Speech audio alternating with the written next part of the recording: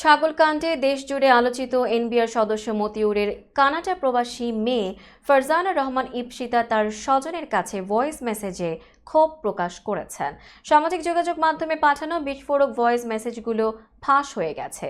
মেয়ে ইপসিতা তার এসব ভয়েস মেসেজে আজকের এই পরিস্থিতির জন্য দ্বিতীয় পক্ষের স্ত্রী সন্তানদের দায়ী করছেন। শুধু ইপসিতাই নয়, মতিউরের প্রথম স্ত্রী রায়পুরা উপজেলা পরিষদ চেয়ারম্যান লায়লা কানিজও মতিউরের প্রতি ক্ষোভ প্রকাশ করেছেন। তাদের পারিবারিক ভয়েস মেসেজে শোনা যায়, স্বামীকে ডিভোর্স দিতে দ্বিতীয় স্ত্রীকে চাপ দিচ্ছেন মতিউরের বোন।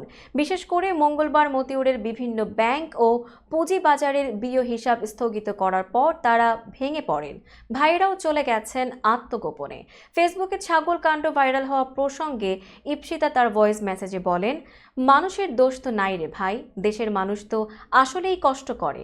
এই লোকটা আমার মাকে এত বড় চিট করলো।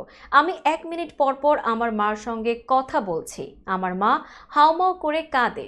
মা হাউমাউ করে কান্দে, আমার ভাই কান্দে, আমার ভাই কান্দে। আমার ভাই আমারে বলে, আপু আমার বাপ আমাদের কখনো ভালোবাসে নাই রে বাপু, ভালোবাসলে সে এরভাবে চিট করতো না। আমাদের ধোকা দিছে, আমি তারে ছাড়ুম জীবনও না, কিন্তু তার জন্য আমার নাম নষ্ট হবে, মার নাম নষ্ট হবে, এইটা তো আমি হইতে দিব না।